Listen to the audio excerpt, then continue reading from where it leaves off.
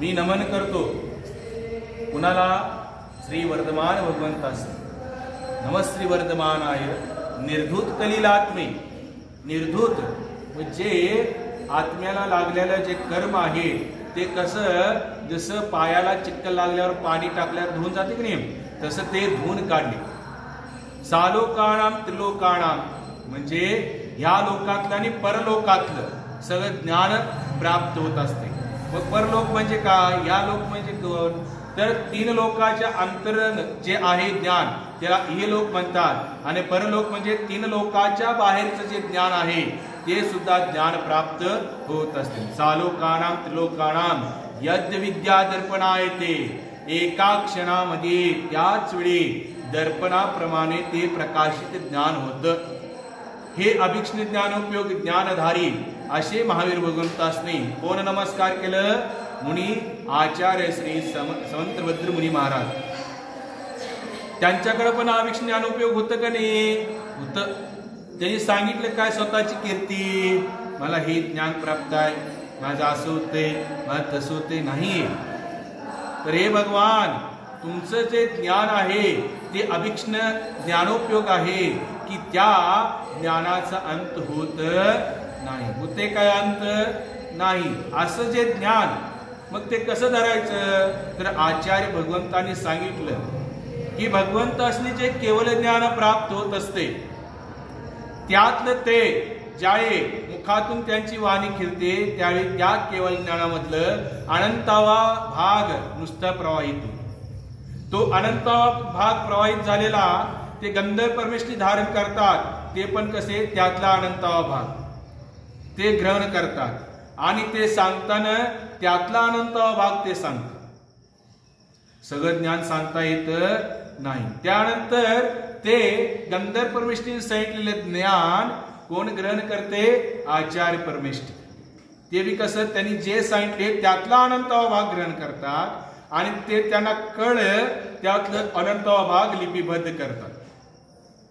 आणि मुनी महाराज काय करतात? त्या जिनवाणीतलं ज्ञान सांगतात, ते बी अनंतावा भाग सांगतात, संपूर्ण कळत नाही. आणि त्यांनी जेवढं सांगितलं त्यातला अनंतावा भाग आम्ही ग्रहण करतो काय नाही, हा एक प्रश्नचिन्ह आहे. कारण कुणाचं क्षयक्षम जास्त असते, कुणाचं क्षयक्षम कमी असते. हे कर्माच्या अधीन सगळ्या गोष्टी आहेत. तर हे असं अभिक्ष्ण ज्ञान उपयोगी, हे भगवान मला सुद्धा ज्ञान प्राप्त होऊन दे. आणि हे कसं आहे? पुण्यपुंज आहे. पुण्याचं गाठोडं तुमच्यापाशी आणण्यासाठी हे ज्ञान आहे. आणि काय सांगितलं? चिंतामणी रत्नासारखं ज्ञान आहे. ज्ञान कसं आहे? चिंतामणी रत्नासारखं आहे. आणि काय सांगितलं? अति दुर्लभ शुभ नरभव.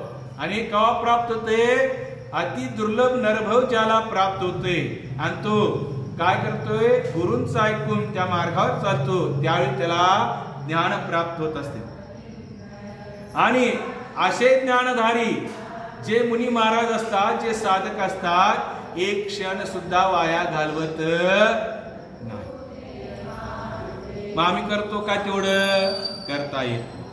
का करता येत नाही? तर अजून आमच्याकडे संसाराच्या गोष्टी. हे करत असताना, पूजा करताना मन लावला कणी, त्यातनं सुद्धा ज्ञानाची प्राप्ती होत असते. आणि जे काय तुम्ही इथं पूजा करताय ते घरात जाऊन जरी तुम्ही गुणगुणला तरी त्याचा अर्थबोध प्रारंभ होतो. असं काय नाही की शास्त्र उघडूनच सूत्र वाचल्याशिवाय ते अर्थ व्हाय, असं काय स्वाध्याय सांगितलेलं नाही. जे तुम्ही पूजन केला त्या पूजनाचं जरी तुम्ही ध्यान लावला, चित्त लावला, चिंतन केला, तरी सुद्धा तुमचं प्रत्येक समयाला ज्ञान वाढत जाते. ज्ञानाचा अर्थबोध व्हायला प्रारंभ होतो. आणि काय करूया? या नरभवाचं सार्थक करूया. सार्थक काय? काय सार्थक? जे नरभव तुम्हाला मिळाले, हे पुरुष भव, स्त्री भव जे मिळाले, या पुरुष भवानी काय करायला पाहिजे? अंतिम ध्येय दीक्षा किंवा सल्लेखना धारण करायला पाहिजे. स्त्री पर्यायधार्याने काय करायला पाहिजे? अंतिम लक्ष की मिथ्यात्वाचा त्याग करून सम्यक दर्शनाला प्राप्त करून स्त्रीलिंग छेद करून पुढचं पुरुष भाव धारण करायला पाहिजे, कारण पुरुष भाव धारण केल्याशिवाय मुक्ती नाही. मग ह्या पद्धतीनं हे कोण सांगू शकते तुम्हासनी? किती जरी तीर्थंकर सांगितलं तरी तुम्ही ऐकणार नाही. किती जरी आचार्य विद्यासागर, आचार्य समयसागर, आचार्य कुंद देव सांगितलं तरी ऐकणार नाही. या ज्ञानाचं चिंतन तुम्ही स्वतः ज्यावेळी करायला प्रारंभ करशीला त्यावेळी हे ज्ञान सांगत जाणार आहे तुम्हासनी कुठल्या कुठल्या पायरीवर कशा कशा पद्धतीनं पाय ठेवायचं आणि त्या पायरीवर चढल्यानंतर कोणतं चिंतन करायचं, कशाचं चिंतन करायचं हे अभिक्ष्ण ज्ञानोपयोग ज्ञानामध्ये सांगितलेलं आहे. असे मुनी महाराज उपलब्ध आहेत की नाही? आहेत, परंतु ते कधी सांगत नाही की मला एवढं मोठं ज्ञान आहे. खरं एक सांग, तुम्ही व्रत वैकल्य करताय सगळी महिला, लक्षात घ्या, दर्शन कर्माचं बंद करून यायला तुमचं. कसं तर मंदिरात बसताय, 4 पाट असतात, तिकडे 2 पाट आणि तिकडे 2. सकाळीच बसतायचा त्यावेळी सावरक्का बाळुक्का सर दर्शनसाठी येतात. कसं दर्शन करणार सांगा बघू? अभिक्ष्ण ज्ञानाला दोष निघायला तुमचं ते व्रत साफल्य होईल. सगळीजण चुरचुर चुरचुर करत असत माणूस बरोबर. मी ह्याच्या आधी सुद्धा तुम्हाला सांगितलं, इथं अभिषेक बघा, इथं बसा हॉलमध्ये पूजन करा, काही हरकत नाही. नसेल वर खोलीत जाऊन का, कारण आचार्य सांगितले, काय सांगितले? प्रभाव न करता आले नसले तरी चालेल, तुमच्या निमित्तानं अप्रभाव न हो. मग तुम्ही प्रभाव न करताय काय अप्रभाव न करताय?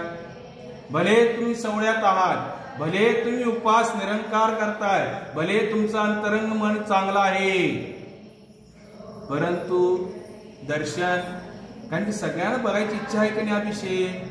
आणि बरं ठीक, ते केल्यावर पाठ तसंच ठेवलेलं असतं. तिथं कोण गडी आहेत काम करायला? तांदूळ इस्कटला एवढं तांदूळ तिथं खाली पडलेलं असते भयानक. हा, आम्ही सकलीकरण करतो, थोड्यात सुद्धा सकलीकरण होऊ शकतं. केला असं का नाही? झाडू घ्यायचं, लोटून काढायचं आणि बाहेर जायचं. का करत नाही सा? दुसरी